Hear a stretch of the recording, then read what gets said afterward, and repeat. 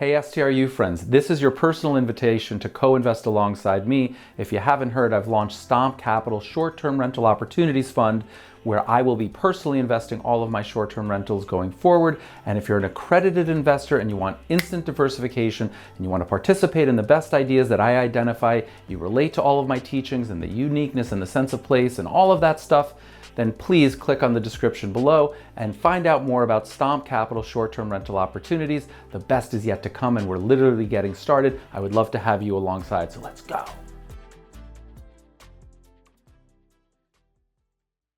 Hey YouTube, what's happening? It's Richard, founder of STRU and professional fund manager.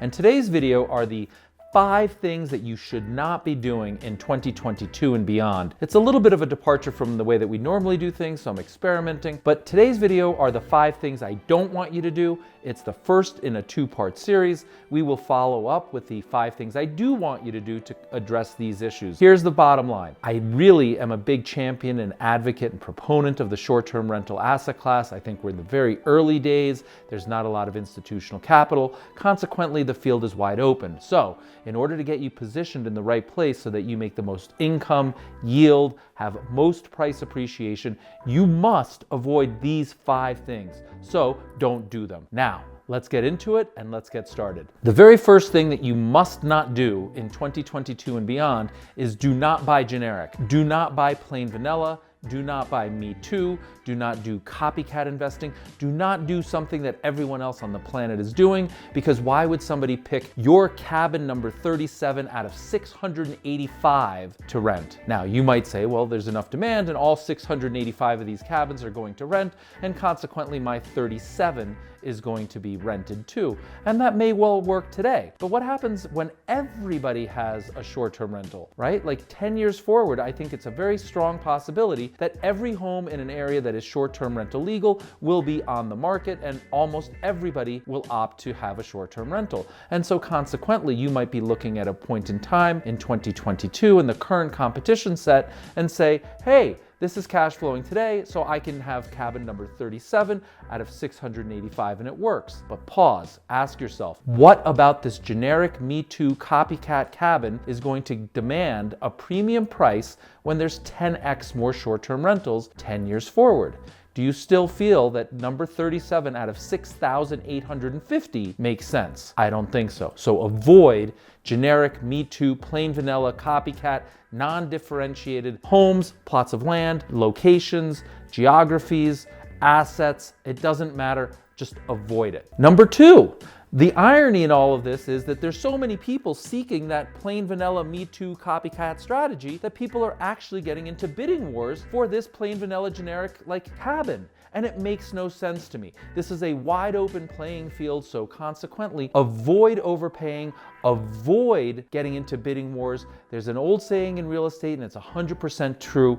You make all of your money on the buy. And so consequently, if you're looking in a copycat generic Me Too place, and that's where everyone else is looking, and there's bidding wars, that's a good sign. Like, oh, bright idea moment. Maybe this is a crowded space and maybe I shouldn't be looking at it, and maybe I shouldn't be getting into a bidding war, and maybe instead I should sit on my hands or go find another location. So do not get into a bidding war. I'll underscore and I'll repeat it again, and this is time tested and true. You make all of your money in real estate on the buy. And so consequently, if you are overpaying, like you're above ask and you're bidding with people and there's multiple rounds and you keep going up, that might be a time for you to sort of say, pause, let me stop, regroup, and find something else. Number 3, and there's a common theme. All of these are related. Do not rely on AirDNA data.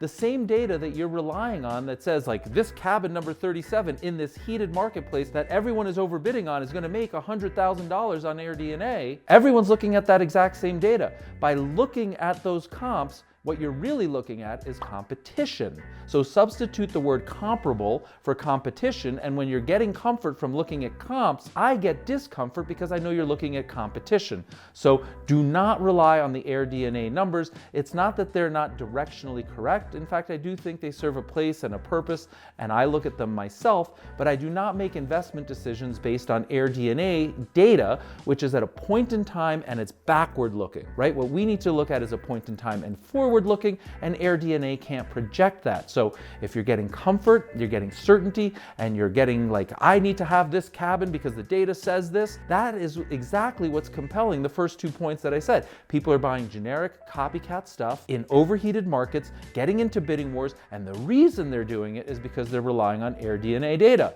So don't do it. 4, do not sell lodging. The days of like, here are my 4 walls and I've got 2 bedrooms and I've got 2 bathrooms and it's a nice place to rest your head. Like, if you're just selling the 4 walls and the lodging component, you're missing the sweet spot of short-term rental investing. So get past, here is what the asset looks like, here is the description of the asset, and start to think about short-term rentals and their unique characteristics and why people would come here, and think about other things beyond the lodging.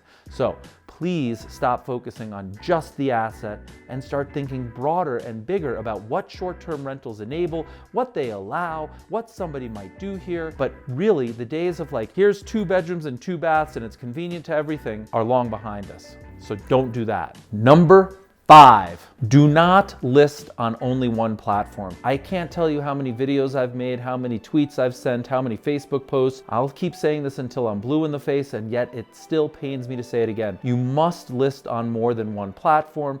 You should, in fact, have direct bookings, but that's a totally different video. But if you list on Airbnb, then list on Vrbo. And I don't care that nobody's listed, nobody's booked through Vrbo, and consequently you get all your listings on Airbnb. Have you stopped to think about this for a second? Maybe the reason nobody's booked on Vrbo is because your Airbnb calendar is too full, and so consequently there's no openings, and perhaps your pricing strategy isn't right if you're so booked on Airbnb and you don't have any vacancy. But no matter what, I just had a super host, somebody who was a member of my cohort-based class, reach out to me, and a good friend of theirs who's been on Airbnb for, I think, years, literally just had a complaint from somebody in residence, contacted Airbnb. Airbnb is investigating, and all of their listings are now deplatformed and their business is suffering. So now is not the time to go and list on Vrbo and be a new person with 0 reviews and so on. The time to do it is in advance of getting deplatformed. Be prepared. Don't put all your eggs in one basket. List on more than one platform. So today, number 5 is do not list only on one platform. Now,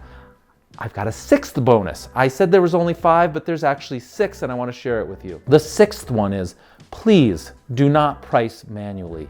You can't know more than big data. You can't know what events are coming. You can't know if somebody's getting married and all of the lodging is booked. You can't know anything except for the stuff that's like really well known by everybody. So if you're pricing manually, no matter how much you know your market, you know your street, you know your guests, you know your competitors, you know everything, right? Like, I'm not saying that you don't know all this stuff. All I'm saying is pricing manually is definitely hurting your business, and I want to see you succeed. So the 6th little bonus tip here is do not price manually. I would love to hear in the comments below what suggestions you have for others. Like, what should we not be doing? Please leave your comment below, and as always, like the video, subscribe to the channel, and stay tuned for the second section, which is the 5, or maybe there's 6, I don't know, things that you should be doing. Thank you very much. I appreciate it. Can't wait to read your comments. The best is yet to come, so let's go.